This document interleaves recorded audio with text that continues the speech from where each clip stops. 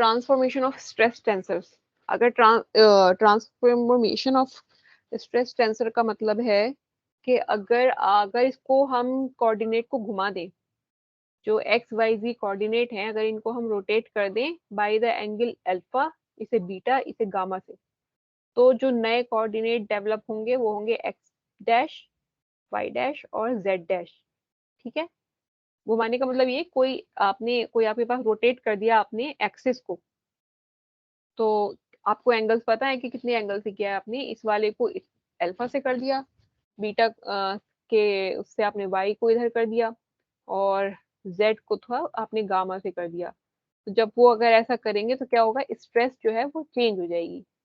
जैसे अभी पीछे मैंने आपको ये बता रही थी ना, मैं जब किसी बॉडी से स्ट्रेस पास होगी तो उसमें भी चेंज आएगा। वो स्ट्रेस एक्सेस चारों तरफ नहीं रहेगी, अगर वो पास हो रही है तो फिर वो यहाँ पर देयर इज अ चेंज। वो चेंज हम इससे नोट डिनोट करते हैं, उसे कहते हैं इक्वेशन ऑफ इक्विलिब्रियम, क्योंकि इक्विलिब्रियम अटेन हो रहा है विद दिस चेंज। जब ये चेंज लग जाएगा तब वो इक्वेशन सॉरी इक्विलिब्रियम ऑब्टेन होगा। तो यहाँ पर भी हम यही बात कह रहे हैं कि स्ट्रेस में अगर हमने इसको कोऑर्डिनेट सिस्टम को विद द एंगल हमने रोटेट किया, तो उस केस में जो हमारा ओल्ड जो स्ट्रेस टेंसर था, ये टाउ ये स्ट्रेसेस थी, ये हमारी बन जाएंगी न्यू स्ट्रेसेस। उसे हम कहेंगे, उसको अगर हम आई जे कहते थे, तो अब इसको हम कहेंगे N S, tau N S. यानी एक्स डैश जो है यहाँ लिखा हुआ है टाउ एक्स डैश, तो इसका मतलब x dash is an, S की वैल्यू एक्स डैश है। यहाँ पर एक्स एन की वैल्यू एक्स डैश है और एस की वैल्यू वाई डैश है। ठीक है, और यहाँ पर जैसे आई की वैल्यू एक्स होती थी, जे की वैल्यू एक्स होती थी, यहाँ पर ये डैश लग के आएगा और उनका मतलब है कि वो एन एस है। सो इसको लिखने का तरीका जो है वो ऐसे होता है कि नया आपने कैसे लिखना है, स्ट्रेसेस, नई स्ट्रेसेस कैसे लिखेंगे, A N I A S J tau I J. क्योंकि ओल्ड स्ट्रेस में चेंज आया है तो टाउ जो है यानी स्ट्रेस वही रहेगी, लेकिन उसके कोऑर्डिनेट्स इस तरह से हम जनरेट करेंगे, A N I A S J tau I J, where N S is equals to S X dash Y dash and Z dash. ठीक है, ये न्यू कोऑर्डिनेट्स है, डैश लगे हुए सारे न्यू कोऑर्डिनेट्स हैं। और ए एन एस क्या हुआ, cos cosine of angle between old and new coordinate.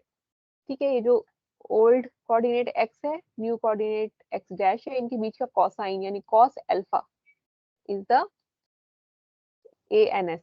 A N S की वैल्यू क्या होगी, कॉस ऑफ दैट एंगल।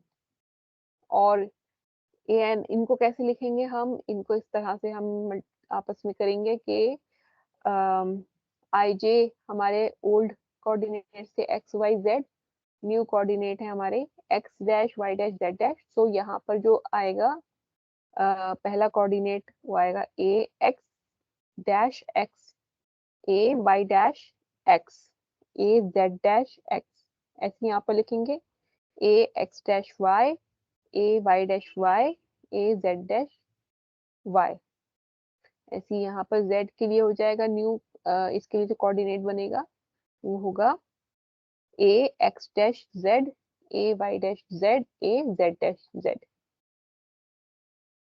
तो मैंने यहाँ पर लिखा है, अगर एन जो है वो एक्स डैश है और S is equal to X dash है, यानी हम बात कर रहे हैं कि हमारा जो है टाउ एक्स डैश निकालना है हमें। तो हम नया मतलब नई स्ट्रेस क्या बनेगी, if N is equal to X dash, S is equal to X dash, तो यहाँ पर लिखेंगे ए एक्स डैश एक्स, ये क्या होगा, I is equal to X, J is equal to X, क्योंकि हमने एन और एस को तो फिक्स कर दिया है। जी, ये यहाँ पर हमने जो पीछे भी बताया ना आपको कि नई स्ट्रेस क्या होगी, new tau x x dash ना लिखें,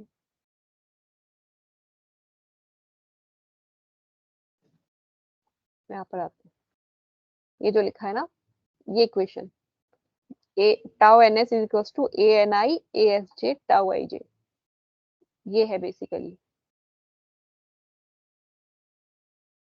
tau N S. Tau N S is equals to A N I A S जे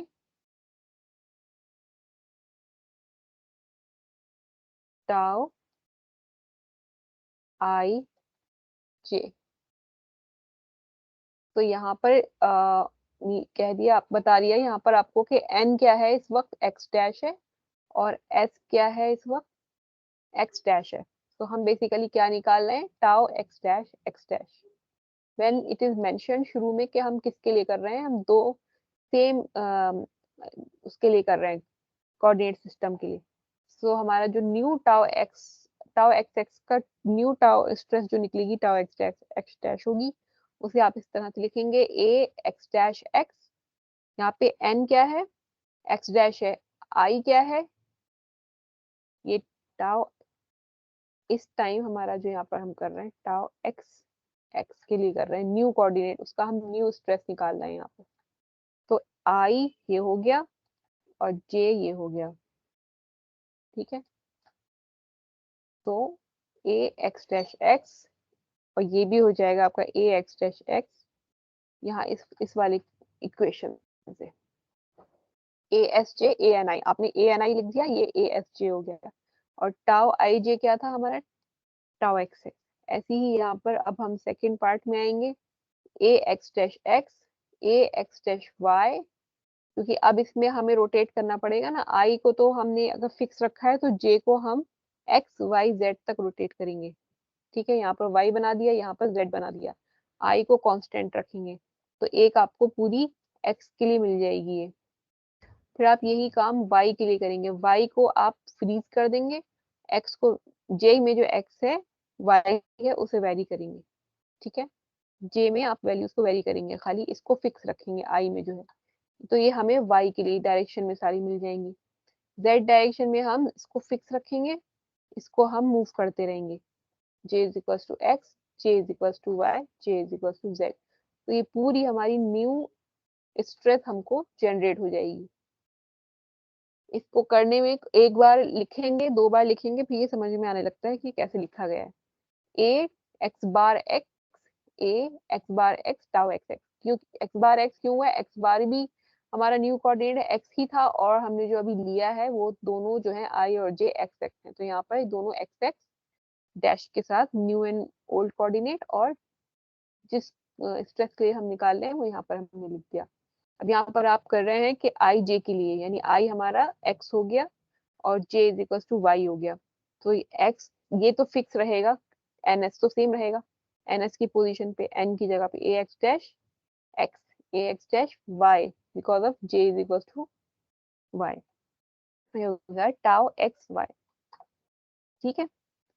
को तो अब ये इस तरह से लिखना एक बार आ गया, फिर हम ये लिख लेंगे सब सारी फोर्स सारे उसके लिए। और उसके बाद ये जो आपको पता होता है, ये मैंने बताया था कि ए एक्स डैश एक्स क्या है, कॉस है, cos of angle between the two coordinates, new and old and new coordinates. तो कॉस की वैल्यू हमें पता होगी, वो हम यहाँ प्लेस कर देंगे कॉस की वैल्यू। अगर स्ट्रेस की वैल्यू हमें दे रखी है जैसे इस तरह से, वो हम यहाँ रखेंगे तो हमारे पास नई स्ट्रेस आ जाएगी।